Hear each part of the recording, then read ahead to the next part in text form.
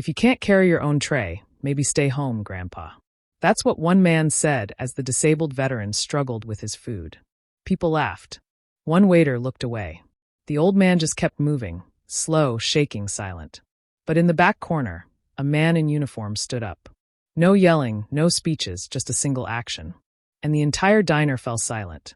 If you believe quiet respect speaks louder than loud cruelty, comment stand with him below. Raymond Ray Dawson, 78, arrived at Molly's diner precisely at 9:15 a.m., just as he had every Sunday for the past 12 years. The retired Marine sergeant moved slowly, each step a testament to the spinal injury he'd sustained when his helicopter crashed in Vietnam 5 decades earlier. The doctors had said he'd never walk again. Ray had other plans. Today, like all days, he relied on his wooden cane, its handle worn smooth from years of use. He nodded to Jenny, the hostess, who knew his order by heart. Black coffee, 2 eggs over easy wheat toast. No butter. Morning, Sergeant Dawson. Your usual is ready, she said with a smile. Ray preferred the self-service counter despite his disability. Carrying his own tray was difficult, but it preserved something military men like him valued above comfort: independence. He placed his cane carefully against the counter, steadied himself, and gripped the tray with both hands. The journey across the busy diner was slow, deliberate, each step calculated to prevent the coffee from spilling. From a corner booth, for men in matching fishing tournament shirts watched his progress. Weekend tourists drinking beers despite the early hour. Look at this one muttered loudly enough to be heard. Takes 10 minutes to cross a room. Ray continued his careful journey, eyes focused on his destination, the window booth where sunlight would warm his aching back. Bet he fakes the limp to get the veteran's discount, another added, louder this time. The diner's ambient noise dipped. Marissa, a waitress who had served Ray for years, hesitated by the kitchen door, coffee pot in hand. She'd heard the comment, as had several nearby customers, who suddenly found their plates fascinating. Ray said nothing. His expression remained unchanged as he finally reached his booth and began the careful choreography of setting down his tray while maintaining his balance. His hand trembled slightly, more from age than the comments, and a fork slipped from the tray, clattering to the floor beside his booth. No one moved to help. Ray paused, considering the fallen utensil and the considerable effort it would take to retrieve it. As he began the painful process of lowering himself, bracing against the table edge, the man directly behind him laughed again. I'd help, but I don't do cosplay. Marines. The cruelty landed like a physical blow. Yet Ray's face betrayed nothing. Decades of military discipline had taught him to weather far worse than mockery. He continued his slow descent toward the fallen fork, dignity intact despite the pain etched in the lines of his weathered face. Marissa finally approached, having witnessed enough. She quickly retrieved the fallen fork and placed a clean one on Ray's table. I'm sorry about that, Mr. Dawson, she whispered, casting a disapproving glance toward the corner booth. Ray nodded once. Not your fault, Marissa. He settled into his seat, arranging his napkin across his lap with the precise movements of someone who had spent decades in uniform. His weathered hands methodically prepared his breakfast the same way they had every Sunday since he'd first walked through Molly's doors. The laughter from the corner booth continued. Quieter now, but still pointed, designed to reach Ray's ears without being overtly disruptive enough for staff intervention. Probably never even served. That generation loves playing hero. My cousin's in the Marines now. They don't walk like that. Ray cut into his eggs with steady determination. The slight shake in his hand the only indication that he heard them at all. Vietnam had taught him that survival sometimes meant focusing solely on the immediate task, whether securing a landing zone or simply cutting his breakfast into manageable bites. What no one in the diner had noticed was the man sitting in the far corner booth, dressed in a pristine military uniform with Colonel's eagles on his shoulders. He had observed the entire interaction. His coffee sat untouched, his meal uneaten, his attention entirely focused on Ray and the men mocking him. Colonel James Harrison had stopped for breakfast before his drive to Washington for a Pentagon briefing. At 45, with 25 years of military service, he had the kind of commanding presence that didn't require volume. He had noticed Ray immediately. Military men often recognize each other, even across generations. The colonel had watched the scene unfold with growing tension, his jaw tightening with each snide comment. When the fork fell and no one moved to help, something shifted in his expression, a decision being made. One of the men in the corner booth finally noticed the colonel's unwavering stare. Perhaps feeling emboldened by his friends or the morning beer, he called out, "Hey, Colonel Sanders, want to back him up? Or is your uniform just for show too?" Conversations faltered as the confrontation grew more direct. Ray continued eating, seemingly oblivious, though the slight stiffening of his shoulders suggested otherwise. Colonel Harrison stood slowly. His movement was unhurried but deliberate, the kind of measured control that suggested far more authority than any rushed reaction. Without acknowledging the hecklers, he walked directly to Ray's table. He didn't speak, didn't introduce himself, didn't create a scene. Instead, he bent down and picked up the fallen fork that still lay on the floor. He placed it gently on the edge of Ray's table, then took a step back and stood. Not beside the booth, but directly behind Ray's seat. His posture shifted automatically to the formal position of attention. Hands at his sides, feet at a precise angle, eyes forward. The ramrod-straight stance of a soldier rendering honor. The diner fell completely silent. It was a simple act, a military man standing at attention behind a seated veteran. But the message required no explanation to anyone watching. This man deserves respect, and I stand with him. Ray glanced up briefly, meeting the colonel's eyes in the reflection of the window beside his booth. A flash of understanding passed between them. The unspoken brotherhood of men who had worn the uniform. One of the waitresses stopped mid-step, coffee pot still tilted over a customer's cup.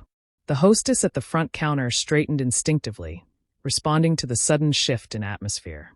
The men in the corner booth fell silent, their smirks fading as they registered not just the colonel's rank, but the unmistakable seriousness of his posture. For 30 seconds, no one in Molly's diner spoke. No silverware clinked against plates. No coffee cups returned to saucers. Just the sound of the kitchen fan and the distant traffic outside. The colonel remained at attention, the living statue of dignity guarding an elder warrior's meal. If you've ever wanted someone to speak for you, sometimes they just need to stand. Comment respect, if you believe honor still walks into rooms quietly. After what seemed like an eternity of silence, Colonel Harrison finally shifted his stance. He remained standing, but turned to face the corner booth, his expression not angry but resolute. He reached into the breast pocket of his uniform and removed a weathered photograph in a clear plastic sleeve. Without speaking, he held it up for everyone to see. The photograph, yellowed with age, showed a much younger Ray Dawson in combat fatigues leading a group of Marines through dense jungle. His face was streaked with mud and what might have been blood, but his expression showed the same quiet determination he still carried. In his arms, he carried a wounded soldier. The colonel finally spoke, his voice carrying clearly through the silent diner. "Carried me out of a burning convoy outside Da Nang in 1972. 3 miles through enemy territory with a bullet in his own leg." He lowered the photograph slightly, making direct eye contact with the men who had been mocking Ray. "Sergeant Dawson is the reason I'm alive today.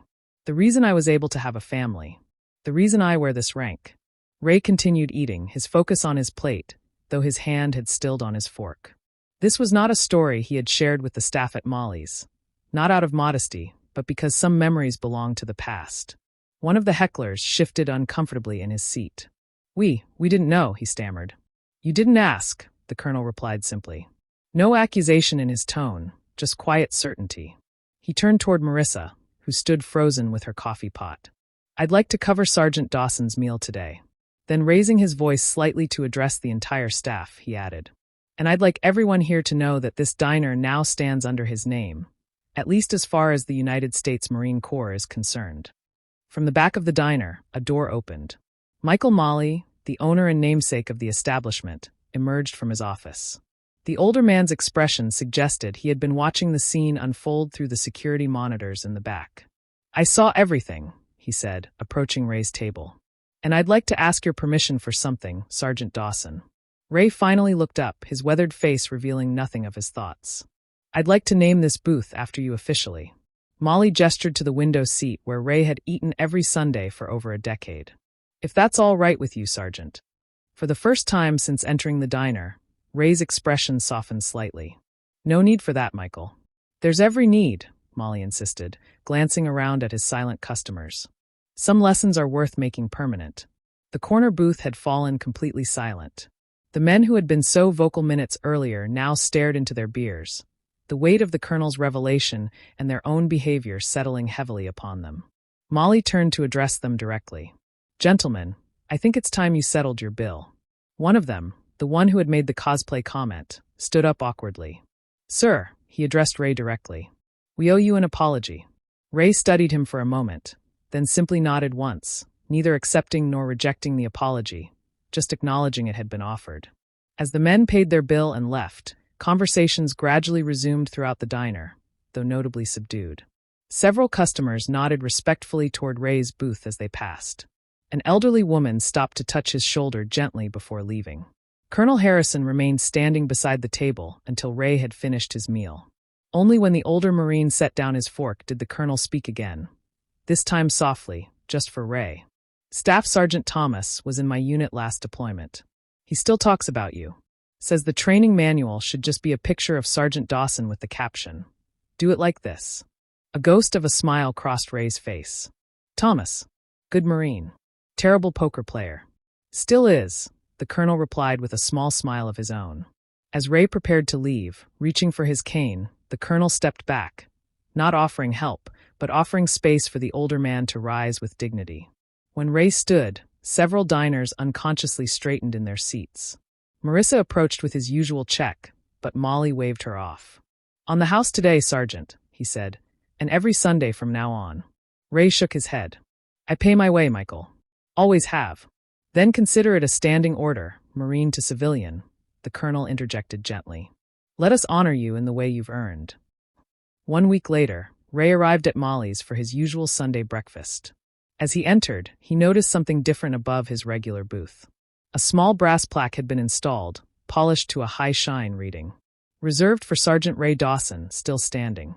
Beneath it hung a framed copy of the photograph the colonel had shown, Ray carrying a wounded Marine through the jungle. Molly must have arranged to get a copy. As Ray made his way to his seat, he noticed the same group of men from the previous Sunday sitting quietly at a table near the counter. When they saw him, they stood, not mockingly, but with genuine regret. The one who had been most vocal approached cautiously. "Sergeant Dawson," he began. "We came back to apologize properly. What we did was unforgivable." Ray studied them for a moment, in their fishing tournament shirts and baseball caps. They looked younger somehow, less intimidating than they had tried to appear the previous week. "You already apologized," Ray replied simply. "Not properly," the man insisted. "My father served in Desert Storm. He'd be ashamed of what I did." Ray nodded once, then said something that surprised everyone listening. "Next time, sit with me before you laugh behind me. You might learn something worth knowing." It wasn't forgiveness exactly, but it was an opening, an invitation to bridge a gap rather than widen it. As Reese settled into his booth, the door opened again. Colonel Harrison entered, now in civilian clothes, but carrying himself with the same military bearing. He nodded to Ray, then took a seat 2 booths away, close enough to acknowledge their connection, but not presuming a familiarity they hadn't established. Ray caught his eye and gestured to the empty seat across from him. The colonel accepted the invitation with a small nod of thanks. Marissa approached their table, now wearing a small Marine Corps pin on her apron, a gift from Ray given to her after the previous Sunday's events. She had served him for years without knowing his story. Now that she did, she wore the symbol with pride. "Coffee, gentlemen?" she asked.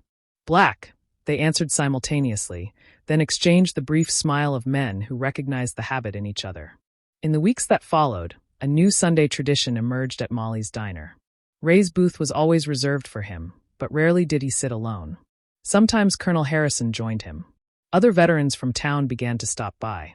Every Sunday that booth was full, not just with food, but with respect. Subscribe to the Shoaib Buzzer Stories if you believe some men don't raise their voices because the way they stood once still echoes louder than.